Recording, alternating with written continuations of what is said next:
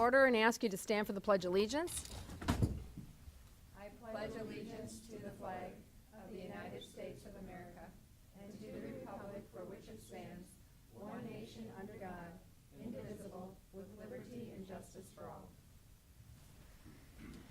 Good morning and welcome to the October 11th County Commission meeting. I would remind you to silence your cell phones. The meeting documents are on the end of the counter in the white folder. Robert would have listening devices in the front if you need them. And with that, we'll go on to routine business. Item number 1 is consider a motion to approve the agenda. Is there a motion? So moved. I have a motion and a second.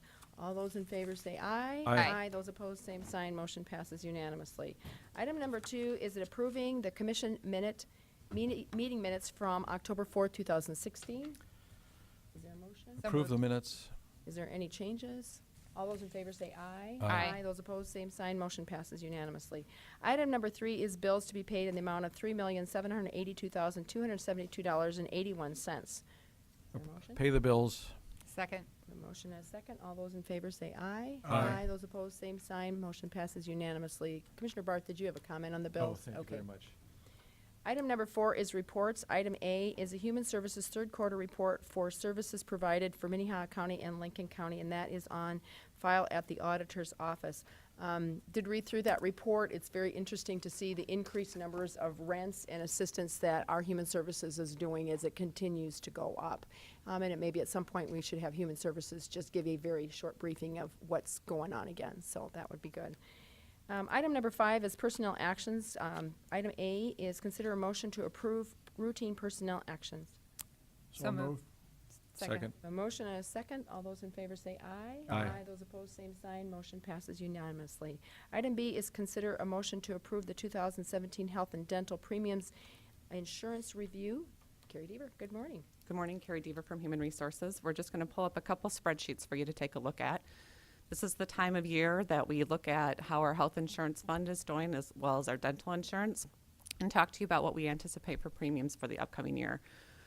We're slightly ahead of schedule as we're working against some deadlines in our own office, so we're maybe a week or two ahead of time frame, but I am happy to report that I'm coming forward with good news again this year. What you see in front of you is our summary sheet that we look at each year. This shows the past few years of claim history, as well as the other costs that are part of our self-funded plan.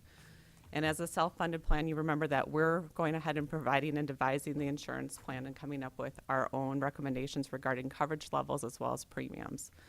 These are the major components or cost components of providing the health insurance. As you can see, our health claims are the most significant. And if you look down towards that bottom line, at this point in the year, we're taking a guess on what we expect for our claims to end at. We've had a particularly good year. If you annualize our claims so far this year, we're anticipating coming out at $2.1 million. Now, honestly, I would expect that to be slightly higher, but you can see that's still well below where we ended 2015. Our admin fees increase about 3% each year. For stop loss, you know, that's always been a bit of a wild card, but given that our claims are low, we're not anticipating a significant increase for next year. Our prescription costs, if you look down the trend from 2012 to where we're forecasting to end at 2016, that still remains a growing area for us and something that I think we're going to need to focus on in the upcoming year and maybe look at some additional measures to go ahead and help control costs in that area. Pharmacy administration fees are low. So when we project into next year, normally what we do is take the year-end claims and project forward using that. But because our claims for 2016 look likely to end lower than normal, when Maggie and I put together this information, what we're using to project forward from is actually the 2014 cost, just because we think it's wiser to look at the higher claim year ending. For admin fees, we're applying that same 3% admin fee increase. The stop loss, we initially looked at probably a 15%, which seems large, but in the stop loss world is really not abnormal. We just received that information in late last week after we compiled this, and thankfully I can report that those numbers will be lower as well. The 12% for prescription is just the average that we've noticed, or as far as our trend, and again, our admin fee is a 1%.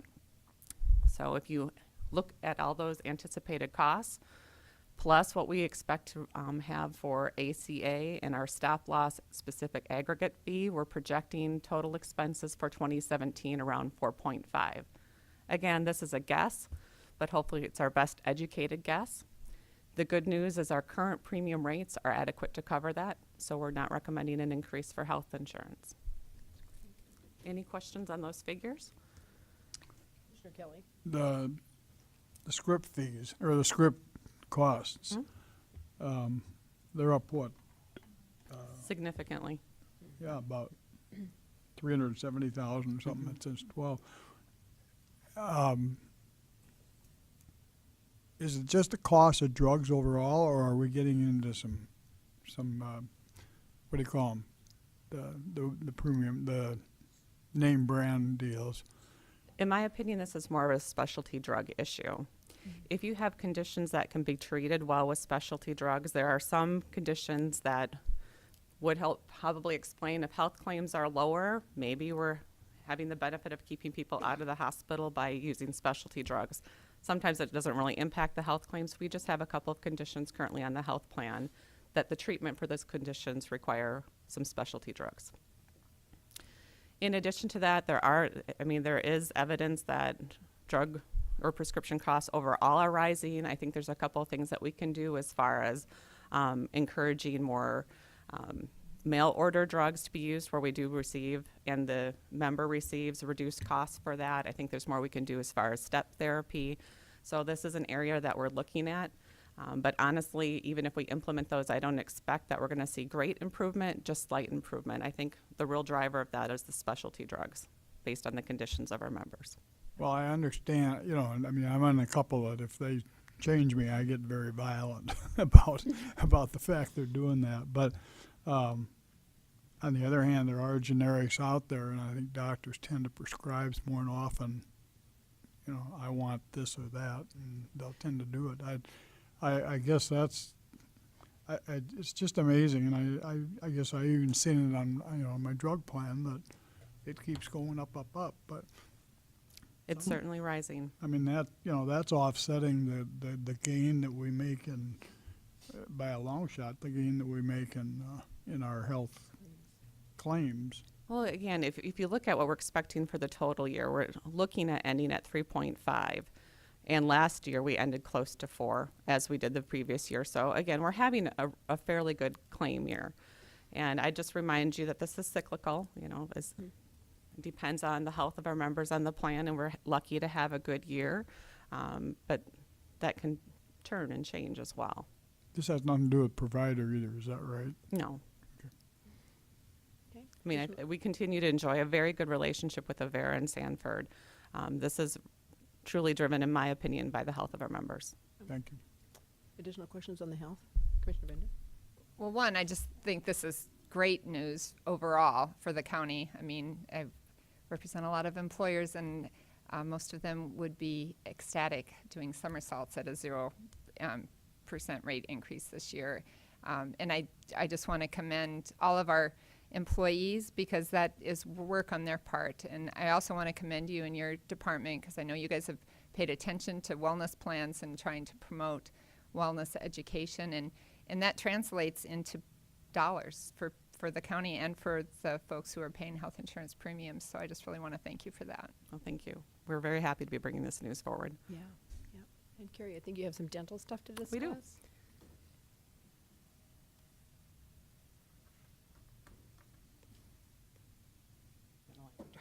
Thanks. The news on dental is slightly different, but I would say not bad news at all.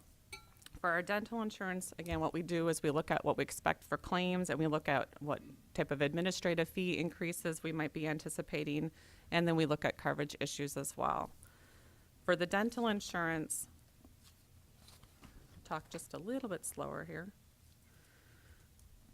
You might recall that in 2015 when I presented this, we were having a good claim year. So our costs were coming in a little bit lower.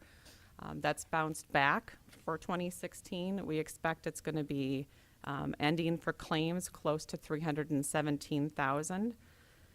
We also know, as we look forward into 2017, to expect a $50 per month administrative fee increase. And I just want to say, in the world of dental insurance, a $50 administrative fee increase per month is low. So we're happy about that, and again, appreciate our relationship with Delta Dental, who administers for us our self-insured plan. As you look at it, we're projecting 2016 to end at around $331,000 of dental claims and administrative fees. When we're projecting forward next year, this is more of a guess again than maybe we've done in past years. What we did for estimating this time is we applied the dental trend that we've had for the past years. And for dental, our experience is a little different. It tends to bounce. We'll have a good year. The next year, maybe we might have 9-10% increase in fees, and then we go down again, or in claims rather, and then we go down again. So our estimate is based on trend. In addition, we're recommending and have requested to implement 2 changes on our dental insurance plan. Right now, we have dental insurance for dependents end at age 24, as long as they're still in school. We would rather mirror what we do on the health side, which is under the new Affordable Care Act, where people can stay on the health insurance until age 26. There's been some confusion amongst our members, and we think for the added exposure to the plan, it's well worth going ahead and having those 2 plans run consistently.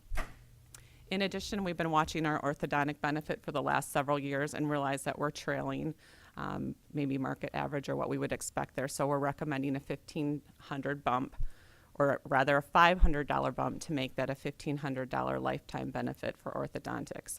That would be for anybody going forward. So we're trying to estimate what kind of add expense that might have. We really don't anticipate that it's going to be much, but we put in a couple percent just in case. And based on that, we're coming up with a recommended rate increase for 2017 of 4% for our dental insurance. Again, when you look at the impact to any one plan member, it's very low because the dental insurance premiums are fairly low overall. Okay, any questions for Carrie on the dental side? If not, I would look for a motion to approve the 2017 health and dental premium insurance. I'll make that motion. Second. I have a motion and a second. All those in favor say aye. Aye. Those opposed, same sign. Motion passes unanimously. Item number C, or letter C, is a special commission action. Carrie Deaver. This is very similar to the one that we had last week. You'll recall that our current county policy prohibits hiring family members. However, we've made exceptions in the past for short-term employment periods. And so this last one we have is just a request to hire somebody for the elections in the auditor's office who's currently currently a family member of one of our full-time employees. Okay. So we're requesting to hire Holly Hennard as a seasonal election worker for the auditor at $12.50 an hour effective October 4th. Are there any questions on that? Is there a motion? I'll make that motion. I'll second. A I motion. do have a comment. Second, Commissioner Barth. I see that Ken McFarland is again working for us doing election stuff too. He's out in the field already doing his work, but he's back. Don't let our retirees go for very long. I have a motion and a second to approve this special action. All those in favor say aye. Aye. Those opposed, same sign. Motion passes unanimously. Item number 6 is applications for abatement. There are none. Item number 7 is notices and requests. There are none. Item number 8 is planning and zoning notices. There are none. Item number 9 is compromise of lien. There are none. And next we have opportunity for public comment. Is there anyone who would like to speak on something that is not on the agenda? Okay. With that, we'll move on to regular business. Item number 10 is consider a motion to authorize application for the fiscal year 2018 contractual grant funding from the South Dakota Weed and Pest Commission. Ralph Hammer. Good morning, Ralph. Good morning, Commissioners. Ralph Hammer, Weed Supervisor. This is the normal grant we've applied for years. This year it's a $5,000 grant.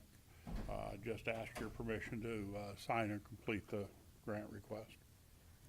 Any questions for Ralph? Make a on this? motion to have the chair sign that grant request. Okay. A Second. motion and a second. All those in favor say aye. Aye. Those opposed, same sign. Motion passes I unanimously. Thank do you. have a Oh, question. I'm sorry, Commissioner Kelly. Ralph, West Nile apparently is the bigger problem in this state than the Zika or anything like that. Do we work with people who capture the mosquitoes and find out, if where it is, and do we go in and spray those areas, or? Currently, we do not. We did that, I think, the first 2 years I was here. Then the cost got to be prohibitive to do what we were doing. were we doing the We never did the capture. We worked with the City of Sioux Falls on that. and they were just to share the information, they, was costing too much, or? Yeah, I believe, that had been 2007, we projected the cost of close to $500,000 to do our share of the mosquito control that was being done. Well, that's when we were going out like 2 miles or something like that? Yeah, or- we were going out and fogging at night and, treating large bodies of water. But are there areas that specific, I mean, this problem might exist a lot more than others, and is there any advantage to targeting some of those areas? Some people think so. I don't know.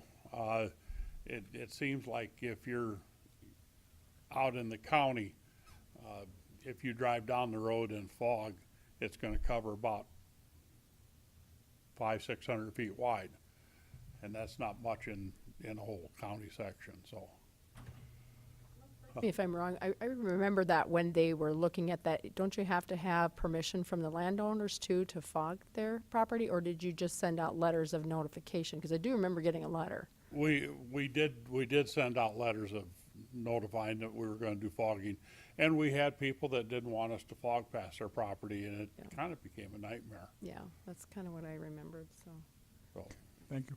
thank you. okay, Okay. thank you. Item number 11 is a briefing to vacate a portion of Vandemark Avenue and Vandemark Bridge, the old number 50-095-127, Shannon Schultz and Mr. Kroger. Good morning, Shannon. Nurse Shannon Schultz, Assistant Highway Superintendent, and basically my purpose here today is to introduce Terry Kruger. This is kind of the township's agenda item. I would ask that Robert kind of man the pictures. In the agenda item that I prepared, there's 3 pictures that might benefit to have that up on the screen as Terry is talking. So with that, I'd like to have Terry Kruger from Hartford Township come to the mic. Good morning. Good morning, Terry. Everybody got a copy.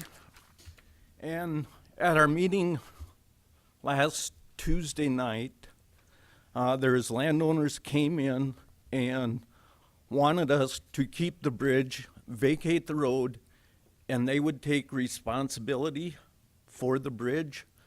And there's a copy with all the landowners' signatures that would be affected by this. And at the meeting, we decided to go ahead with the proposal to vacate that portion of Vandemark, but that'll take probably a couple months by the time we advertise it and get input from the citizens, and we was just hoping that the county would consider our proposal that we put forth. Okay. Is there any questions? Are there any questions for Mr. Kruger? Uh, Commissioner Byrd, or Kelly, excuse me. It's an obvious question, but the answer's obvious. This will be used as a pedestrian bridge, Yes. and there's a couple of home sites right down by it, right? They would I know be- on one side. They would be on the south side of the bridge, and that part of the road would stay open. And we've got permission from the landowners to push the snow and turn the blade around in their driveway. That's in the minutes. And we could use their driveway to drive in and back up to blade the road and to push the snow. So there's and- no intent to keep it open or anything for pedestrian traffic in the wintertime. Just the bridge would be up to the landowners then. The landowner's aware if the bridge has to come down, they'll have to pay for it. In the future. Right. Yeah. Pretty old bridge. Yeah, it's a pretty old bridge. Looks great by the pictures. Any additional questions for Mr. Kroger? Otherwise, Shannon, have you got some comments on how this would move forward? Comments. Okay. DJ and I met with Carol and Sarah, attorney staff. And you should use the mic, because DJ and I met with you. Carol Mueller and Sarah to talk about this after I was at the township meeting to review their intentions. And that South Dakota Codified Law 31-3-6 allows the township to vacate it really without any formal commission action. The reason we brought this today as an informational item is there's been some history here. Our appraisal board has been involved. They've assessed an appraised value of $50. And I guess it's our opinion as a highway department that donating the abandoned structure to the township is in the best interest of the county as long as the vacation proceedings go through. And then at which time the vacated portion of Vandemark becomes private road, which includes the structure. So this would just be a briefing today, and when they have finished their vacation of the road, it would come back to the commission to give them the bridge. Or sell it to them I for think so. $50. That is our method of disposal, is to donate it to the township. Okay. Any other questions? So just as a point of clarification, is the road going to be open on either side of the bridge? The road will be open on the south side of the bridge. The north side of the bridge has already been designated as a no-maintenance road. Okay. But we have to keep that open because it would landlock some landowners. So it would still be open on both sides of the bridge. But you're only pushing snow on the south side? Right. Okay, I gotcha. Commissioner Kelly. One other question. Shannon, will we have to blockade, I guess right now there's blockades up. Do we have to Currently, leave there is that a up? hard closure, and the hard closure will remain. Okay. In fact, the landowners, McCluskey and Stahl, are discussing putting a keyed gate on that vacated portion. Okay. Any other questions on that? All right. Thank you for coming and Thank bringing you. us your little note. So thank you. Okay, with that, we'll go on to item number 12, which is authorize the chairman to assign amendment number 1 to Agreement Highway 137 contract between Minnehaha County and the Stockwell Engineers Incorporated to include work for the wetland mitigation plan. Good morning, DJ. Good morning, Commissioners. DJ Boothie, Highway Superintendent. The proposed amendment is for the County Highway 137 reconstruction project design work, currently under design by Stockwell Engineers. And the process that we follow for this project is the same process that we followed for our County Highway 149 design. And that process is such that we hire a consulting firm, in this case Stockwell Engineers, to begin the engineering design work for the project. And included in that initial agreement is what we call a wetland delineation. And the wetland delineation determines where the wetland boundaries are and quantifies the amount of wetlands that we're dealing with for the project.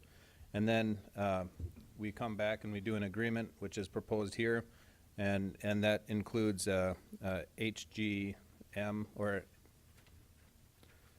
I'm sorry, I gotta get my acronym right, an HGM analysis, and that determines what the quality of that wetland is. And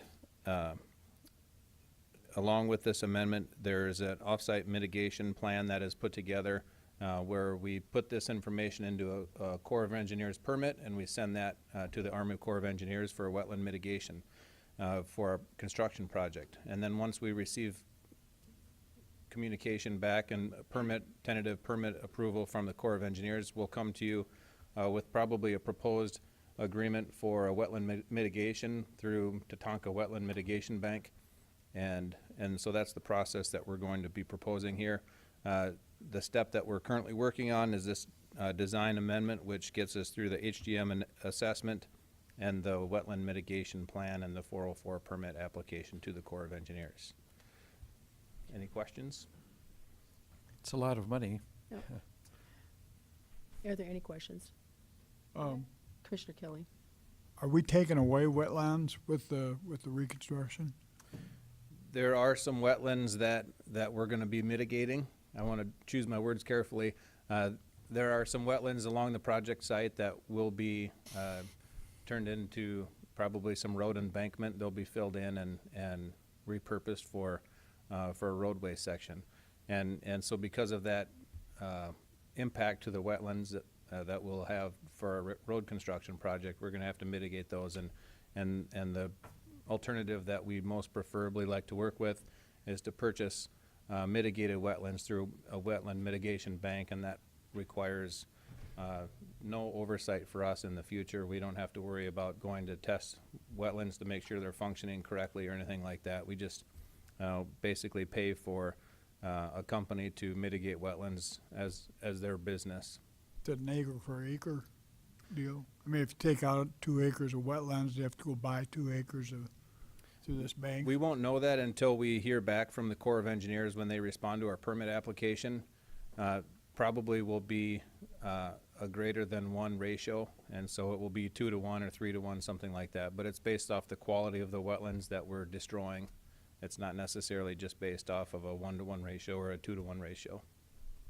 And that's what that HGM analysis will tell us, what kind of a quality of wetland that we are destroying and what kind of quality of wetland the Wetland Mitigation Bank has available to purchase. Sounds like it keeps a lot of federal employees in business. There's some red tape involved. Any more questions? So Commissioner Bennett. DJ, just to be clear, I mean, in order to do this road work to begin with, the engineer looked to see if there was a way to construct the road that wouldn't impact the wetlands, and it was decided that this was the best way to construct the road through that area. And then we just have no choice but to comply with federal regulations, which includes this process. That's correct, and it's very typical for a road reconstruction project like this because right now a lot of our county highways are fairly narrow, and when we go through and we construct them to a standard, they get wider. The embankments on the side of the road get flatter, and so it widens our footprint of the road section. And there's always wetlands somewhere along there because it's a ditch section or because there's drainages that go into the road right of way. And so there's always a little bit of an impact to wetlands when we do these types of projects.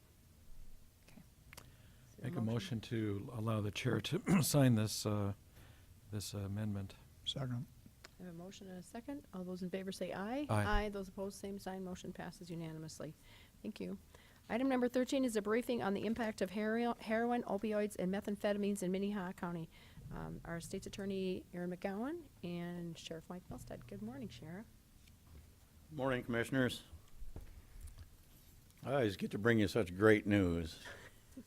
Building a $45 million jail and a methamphetamine epidemic in our community. And but Commissioner Barth, I believe you requested this briefing, and it's interesting that on Friday I was able to go and be a member on a panel in front of all of our judges in South Dakota, including our Supreme Court justices in Aberdeen. And the outcome of the conversations that we held with the panel and the judges that spoke was that we have an epidemic, not only in our community in Sioux Falls and Minnehaha County, but also across the state.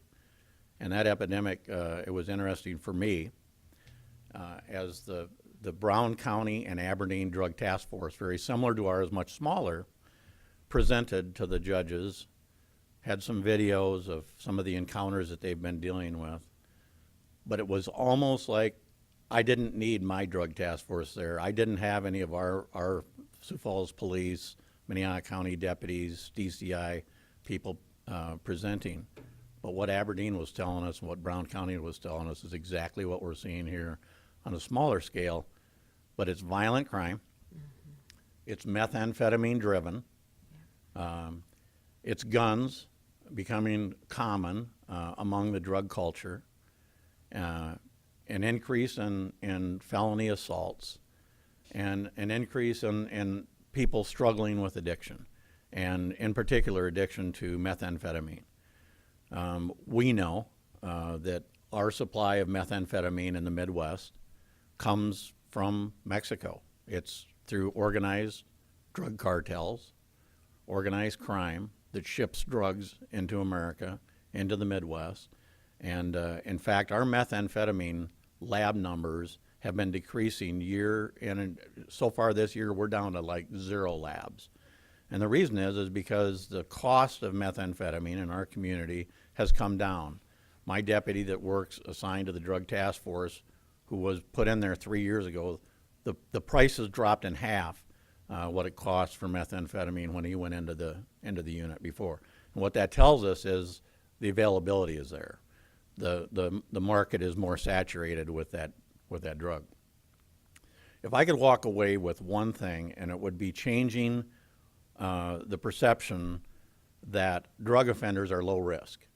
I continually hear people travel in the state, some state employees saying that we're crowding our jails and prisons with low-risk drug offenders. In particular, the people that are going to prison for drug offenses are on felony drug crimes. They have to be on felony crimes. Oftentimes, they're plea bargained down from a number of other crimes, but they plead to a drug offense. But they're termed low risk. Let me explain something to you. People who are using methamphetamine, addicted to methamphetamine, people who are dealing methamphetamine, people who are now bringing heroin into our community, people in our community that are addicted to heroin are not low risk. They're not low risk to anybody. They're not low risk to themselves. If you use heroin, you've got a good chance that you're going to die of either a heroin overdose or a fentanyl overdose. My friend Rick Stanek, the sheriff in Hennepin County, Minnesota, has had 36 people die from heroin overdoses just in the first 6 months of this year, just in Hennepin County. That's 200 miles from here. And heroin's entering our community. Our own methadone treatment center in Sioux Falls saw a 22% increase in heroin and people they're treating now for heroin abuse, as opposed to their traditional people they treat for abusing opioids like Oxycontin, hydrocodone, some of the things that they maybe get prescribed and get addicted to. So they're seeing the heroin increase as well. People who use heroin and methamphetamine and the marijuana that we're seeing coming in from our supply states, which are now the states where marijuana has been legalized, get involved in drug activity that's very dangerous business. Our people who deal in drugs now carry firearms. Well, the people who are buying drugs now carry firearms, and the reason they do is they're tired of getting their $1,000 ripped off when they go out to make a purchase. They find out they meet a guy with a gun instead of a guy with some meth or heroin or marijuana, and so they're arming themselves, and as such, it's commonplace. When I spoke to the judges on Friday, I spoke in the morning. I was able to say, look, we've gone almost an hour and a half in Sioux Falls without a casino robbery. That was the situation that we're starting to deal with. It's back page news.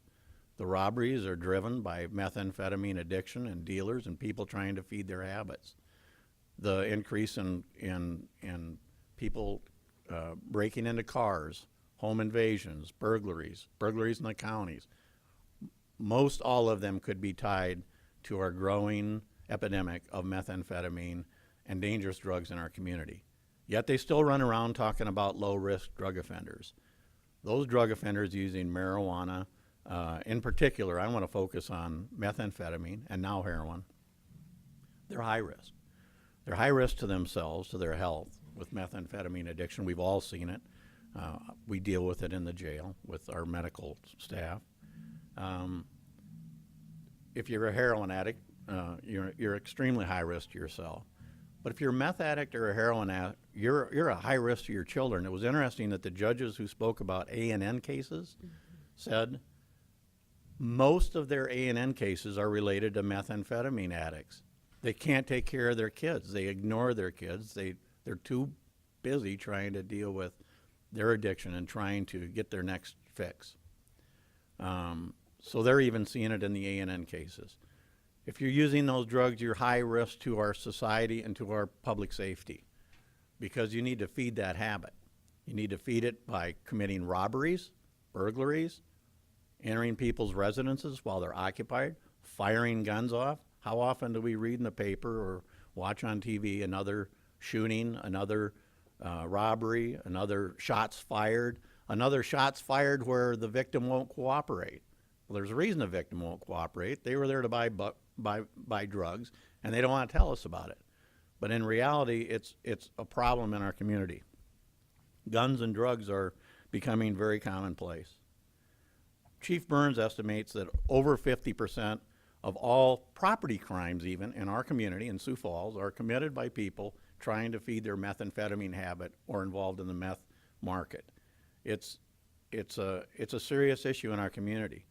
You know, when I several months back talked about, that this isn't Mayberry anymore, that's the truth. That's the reality of it. And this is a community problem and something that the community needs to address.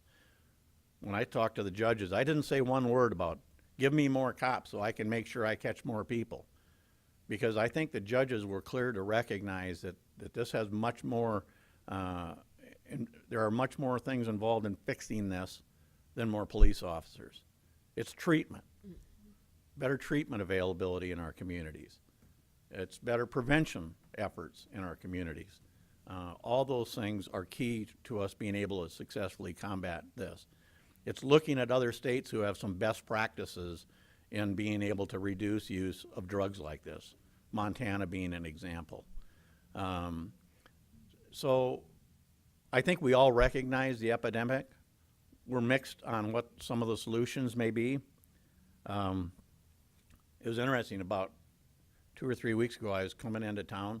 It's when kids are being taken to school on Highway 42 west of town, and come across an accident just occurred, and it was as close to a head-on accident at highway speeds as you could come to, but luckily they glanced off.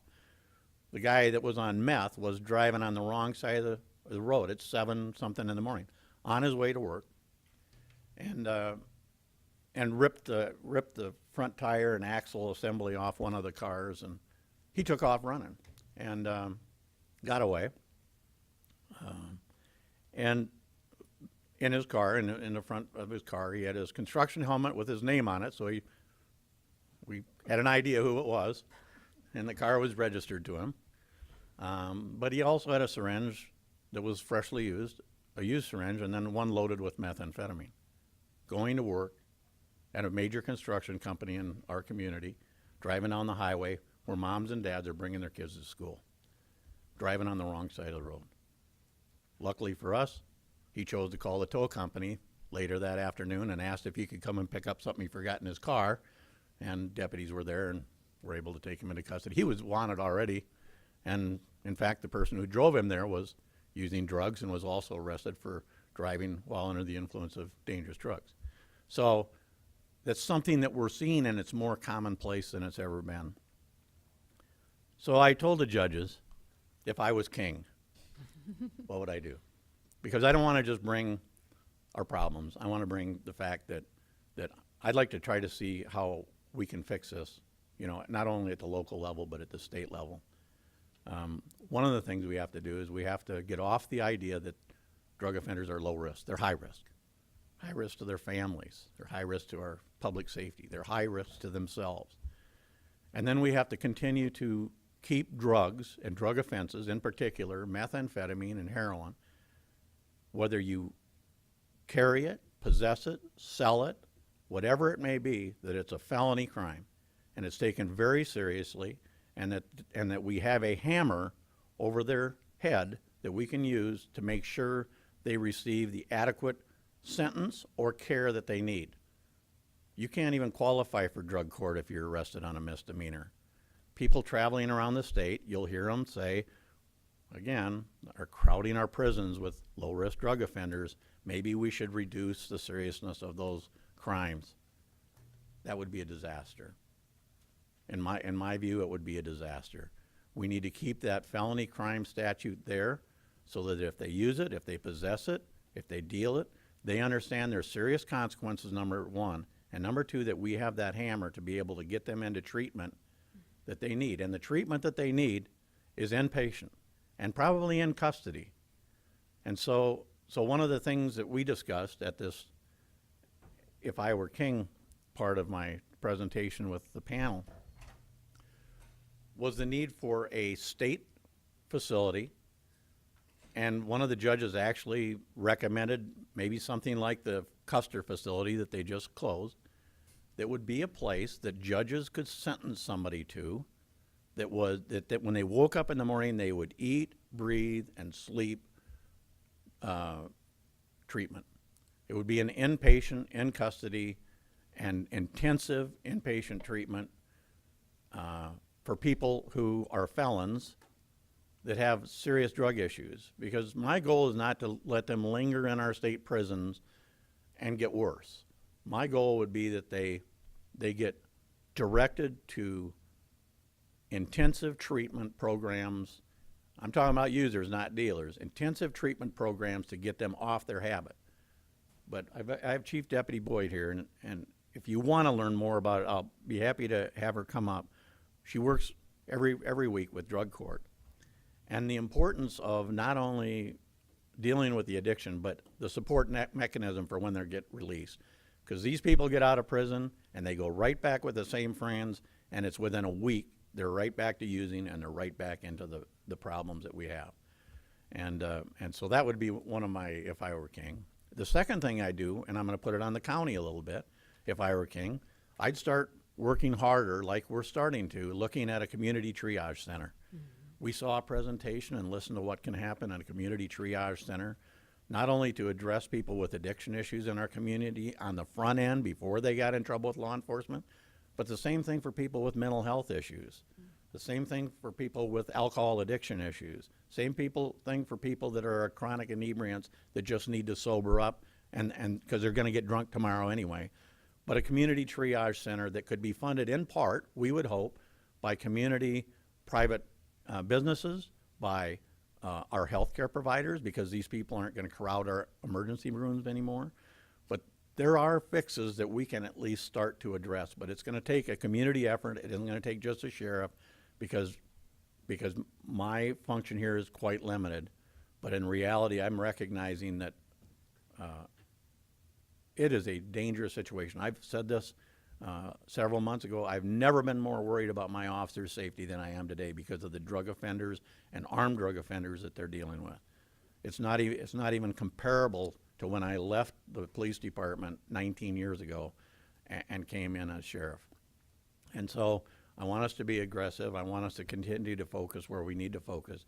But I want to worry more about public safety in the big scheme of things than I want to worry about whether or not the state prison needs to add more beds. Quite frankly, if the state prison needs more beds for drug offenders that are dealing drugs and methamphetamine in our community, then build them. But if we need more county jail beds, we recognize that we do because we have an increasing number of people going to prison. Look what you're going to do. I think we're going to build one. And that's the reality of what we have to deal with. But I want to be strong on one thing, and that is that please remember these people are high risk. Please remember that they're dangerous to their families, their children, to you. If any of you were likely in the next 5 years to be a victim of a crime other than somebody that you know, which is unfortunate, it will be because of somebody addicted to methamphetamine or one of our other drugs. I believe it. It's most likely to be that because that's what's coming into our community. That's what's covering the news, and that's the issue that we're dealing with. I appreciate Commissioner Barth for you raising this issue, and Commissioner Heiberger and all of you, Commissioner Bender. There's none of you that haven't been saying we need to work on this, we need to do things better. You know, we want to be successful. We want to keep this that safe place to live and raise a family. But right now there's clouds on the horizon, and we need to deal with it. And I appreciate that. And you want questions for me before Aaron McGowan gets up here? I guess so. I just have Commissioner a Kelly? comment, Mike. I remember 20 years ago when you and I were doing a ride-along, and you were still with the PD, and you said, if there's a war on drugs, I'm raising the white flag. We've spent millions of dollars since in those 20 years trying to resolve this issue, and apparently have gotten nowhere with it. Is that fair to say? Well, there's mixed messages. You know, one of the judges said, well, we have to unify our message. I said, how do I unify my message when the state's going around saying that our low-risk drug offenders are crowding our prisons? I said, we don't have a unified message. We have serious offenders that are dangerous out in our community, and there are efforts to try to reduce the prison population and make sure that low-risk drug offenders, I'm growing tired of that term. And I don't believe they're low risk. And if you think they're low risk, talk to their kids, talk to their wives, talk to their husbands of people who are addicted to this. They're high risk, they need help, but that help might be in a prison setting or an in-custody, inpatient treatment setting. Commissioner Barth? Thank you so much, Sheriff, for bringing this to our attention. You know, as we talk about the state situation where Senate Bill 70 was passed in an effort not to have to build a $200 million prison expansion, you know, a $200 million treatment facility sounds pretty good to me as I listen to you. Does treatment work? I know that, you know, the Glory House, the Arch, they're swamped with as many people as they can take, and they get very little help generally from, I mean, they can't take another 20 people a week. Does it work to send Treatment people? for methamphetamine, you know, somebody addicted to methamphetamine, treatment can be effective. At minimum, 30-day inpatient, at minimum to be effective, and probably more like 90 to 180 days, and that's very expensive. But at the end of the day, and also programs like drug courts are tremendously valuable. However, they're very limited in how many people they can handle. They're very intensive for the people who work with, you know, drug court clients, there are a number of failures in drug court. I mean, it's and Michelle could speak to it if you'd like her to, but I mean, it's a struggle for these people because when they're doing good in drug court, if they do not have that support mechanism to keep them totally separate from the people that got them in there, they're going to fail. And when they fail, they're failing with heroin. They're tricking the system. They're given, you know, they're buying bottles of urine to use for their UA test. They buy clean urine so that they can, you know, scam the test. Well, it tells me they're really struggling. But it's a long answer to your question, sir. But it works, but it's expensive. But it's a little like the mental health issue we talk about from the 60s and 70s when they said we have a big problem, and so we'll empty all these mental health facilities, and they threw them out on the street with no resources. This is a little bit the same way. Well, let's not put them in prison. Let's make the crime lower. No, because if you want to make the crime lower, then make these mandatory in custody inpatient treatment centers available, but don't do the same thing you did with back in the 60s and 70s to save money and to save bed days because it was a failure.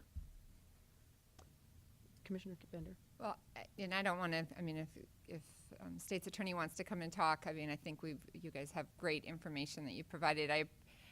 Obviously, this is a really complicated problem. If there was one easy fix to it, we wouldn't be having this long conversation here today. I appreciate you bringing up the different points of attacking the problem, from incarcerating, have a consequence for the actions, to treatment and to the triage. We're having a meeting tomorrow to talk and continue to look more in depth at a triage center. You know, we all wish it was an easy issue. We wish it would all just go away. But it's just going to continue to take hard work on all of our parts, and I appreciate what you and your staff do. I appreciate that, Commissioner. And you brought up one word that it rings very true to me, and that is consequences for their behavior. I attended the South Dakota Sheriff's Association discussion about Senate Bill 70, quite frankly, and some of the concerns. And there are good parts of Senate Bill 70. But I will tell you, echoed over and over again from our sheriffs, was the lack of consequences for failures on UAs for finding drug in their system when they're on probation or parole, and the little, if any, consequences that occur when that happens. And that was it. And when the people in that drug culture realize that, there is little reason to avoid the use if there's not the consequences to deal with. So we do need that. But I will echo what those judges said, and that is that treatment and prevention are huge in our efforts. They have to be huge in our efforts to defeat this. So I'll let Aaron come up.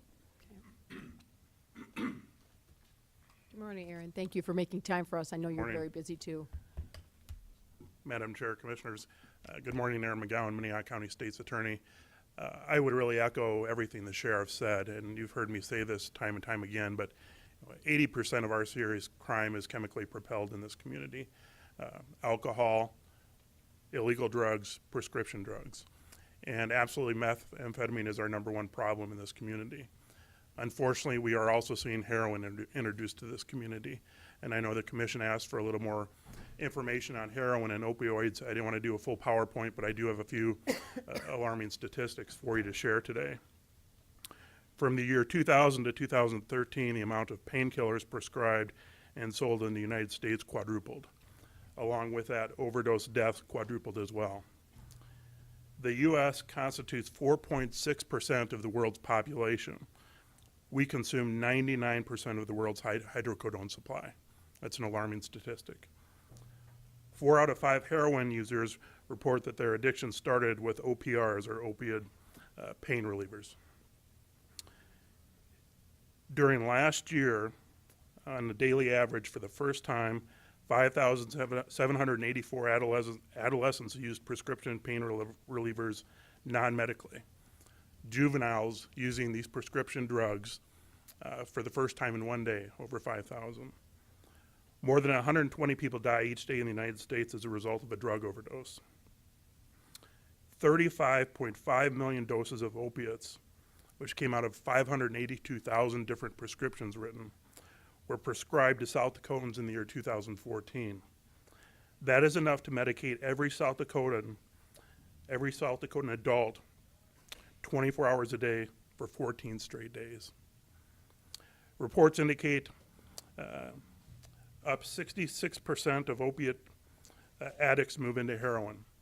So we are seeing that increase in these drugs being prescribed, and that transfers over into the introduction of heroin for that dangerous addiction. We have seen the danger and the addiction and the nature of the addiction from methamphetamine. Of our first 5 murders this year, 1 was high on meth, and 1 had an outstanding warrant for internal possession of meth. Absolutely, our serious crime is chemically propelled in this community. I echo everything the sheriff said. You look at the robberies, the burglaries, our property crimes, these all stem from addiction in this community. I've served on a number of statewide groups along with the sheriff, and we are hearing the same concerns, that there are groups out there that want to continue to water down our drug laws as a response to this epidemic. And I would say that that is not the appropriate response. I've sat on our drug court for many years. We developed a drug court in this community before Senate Bill 70. There are failures in those programs, but if we have a misdemeanor offense for drugs, you will never have the incentive for anyone to enter that type of program and to take on that type of intensive care for their situation. A misdemeanor won't do it. We've had many people in our drug courts tell us that flatting my time at the pen is easier than this program. But we don't want that. I would love to keep everybody out of the system. It would be nice if we didn't need as many attorneys as we do. Our goal is not to lock people up, it's to keep people out of our criminal justice system. And we need to do that long term, and I think treatment is absolutely necessary. But the nature of that addiction is so strong, it takes 18 months to fight a methamphetamine addiction, and you're gonna have those failures. But we need to put in the time on the front end to keep people out of our system long term. So I share the same concerns as the sheriff. We need to have a strong reaction to this epidemic and not just water down our drug laws in hopes of saving money in this community. These drugs are too dangerous, and if we do that, we're gonna see all of our violent crime propelled out of control. And I'd be happy to answer any questions you have. Are there any questions for Aaron? Commissioner Kelly? Aaron, where does marijuana fit into is it gateway to meth? Or are they swiping pills and getting high on the pain relievers from their parents or their grandparents and then going on? Commissioner, that's a good question. I think oftentimes we see marijuana as a gateway into the more serious drugs. The marijuana we see today isn't the marijuana of the 60s. The purity and potency of these types of drugs is incredible, the science behind it. You look at some of the edibles that are coming into our community out of Denver with overdoses with kids. I mean, it's a very strong chemical. When that high isn't enough, they move on to the next drug. We've seen people with the painkillers move to heroin. They move up to methamphetamine. They start smoking methamphetamine. Then they don't have that same euphoric response. So instead of smoking it, they inject it intravenously. So it does grow as a gateway. They want to get that newer and bigger high. We don't spend a lot of our resources on marijuana. We don't see a lot of our penitentiary population as a result of marijuana. Some, the dealers go, but as far as the marijuana use, that has not been as big of a concern. It's really the methamphetamine. We see the nature of the addiction, the dangerous things people do when they're high, and the dangerous things they do to get that next high. Additional questions for Aaron? Okay, thanks, Aaron. Thank you for your time. This last week, I was on a conference call with NACO, National Association of Counties, for about an hour and a half, and we talked to about 35 different states who were on that phone call, and to discuss what's the big issues in your state. And I would say by far the biggest issue was everyone talking about opioids. It was amazing to me that the only ones that had the methamphetamines were the Midwest area, because that was one that I had mentioned, but the rest of them are really dealing with the opioid addictions and stuff, and I wouldn't be surprised if NACO continues, I mean, I'm sure they will continue to do their work nationally to try to address this problem. So it was a very good phone call too. So thank you very much, both of you, for your time and coming and educating us even further. So thank you very much. With that, we'll move on to item number 14, a consider resolution to declare the Hartford Area Industrial Park Road District Incorporated. Mr. Litz, good morning. Good morning, Bob Litz from the Auditor's Office. Back to some more mundane topics here, county business. On August 16th, 2016, you accepted petitions from residents of Brower 1 Edition and Brower 2 Edition in Hartford Township asking that a road district be formed. The election deciding whether to incorporate the district was held September 27th, 2016, and there were 12 voters present, and no absentee ballots were turned in. There were 30 registered voters total in the proposed district, which resulted in a 40% turnout. The outcome of the ballot was there were 9 votes for incorporation and there were 3 votes against incorporation. The election to select the first board of trustees for the district was then held. Mike Folken, Dave Liesinger, and Bill Stahlheim were nominated. Elected were Mike Folken to a 3-year term, Bill Stahlman to a 2-year term, and Dave Liesinger to a 1-year term. Today I'm asking for a resolution declaring the Hartford Area Industrial Park Road District be incorporated. I'll make that motion with a comment. Motion I'll second it. in a second. Comment, Commissioner Barth. Madam Chair, this is really a positive development for that part of our county. I've only been here 10 years, but I think it's been a sore point forever.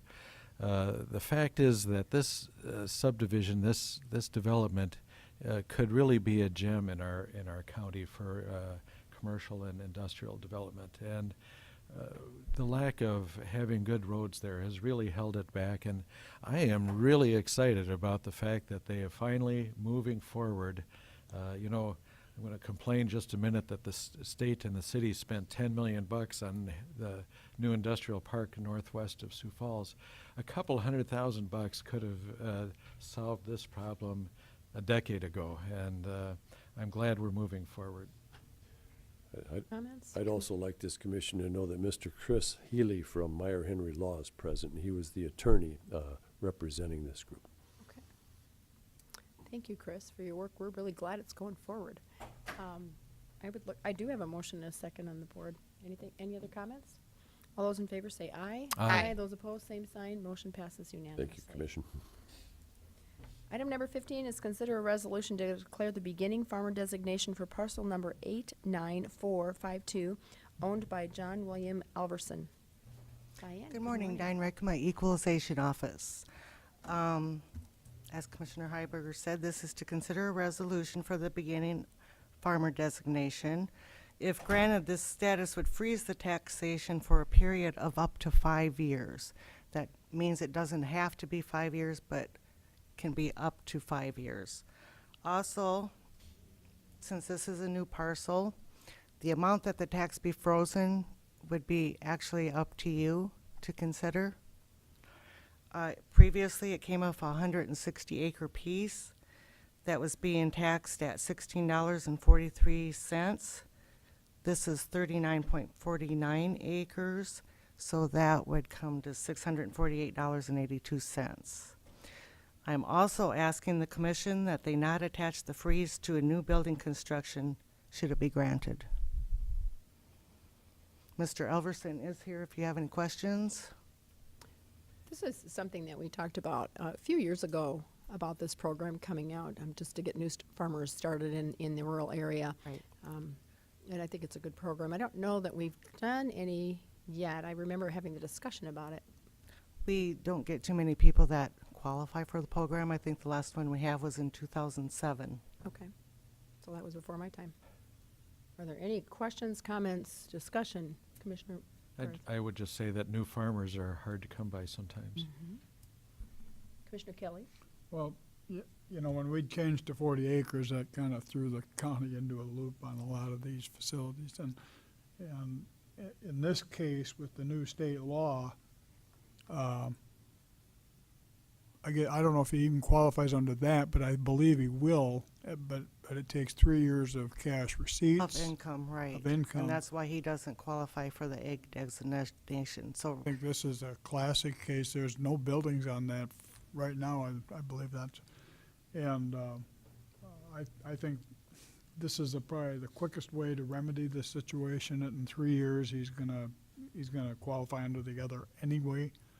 And until then, this gives him a break. It's pretty hard to pay acreage prices on a piece of dirt. We'd need to set the rate of taxes on that, and what it would be $648 a year for that whole entire parcel. We can set it anywhere from $0 to $648.82. I would just suggest that, my opinion would be that we shouldn't set it at 0 just because it would set a precedence. It may set a precedence, and I would be in favor of having some tax on that property. Excuse me, Commissioner Barth. You know, I agree with you, and I certainly don't mind that idea of 648.82. Diane, what term would you recommend? Is it 3 years? Is it 4? that's what I would recommend, because in 3 years he should qualify for the egg status. Madam Chair, I would make a motion to set the tax on that at 648.82 for 3 years on the condition of a building being constructed there as changing it. I would second that. Is that do it for you, Diane? That's good. And it's for 3 years, did you say, Commissioner Barth? Yes. And I guess I would ask Mr. Alverson if he wanted to comment on it. Do you have any comments? It's always fun to come up and speak on television. Diane, if we had to renew this after 3 years, I mean, if we had to do an extension of a year or something, we would just bring it back? Right, we would have to see if he qualified still. Okay.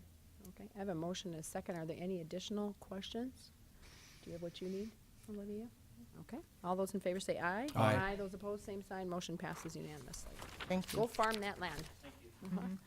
Item number 16 is authorize the chairman to sign the contract with Pesky Construction for general contractor services on the Comfort Station construction and the Expo Building remodel project in the amount of $497,026. Robert Wilson. Good morning, Robert. Good morning, Commissioners. Robert Wilson of the Commission Office. We brought an item to you for your consideration last week to accept the low bid from Pesca Construction for this project, and you did accept that bid this morning. We are coming back to you with a proposed contract that we have worked with along with Pesca Construction, our project architect, JLG Everest,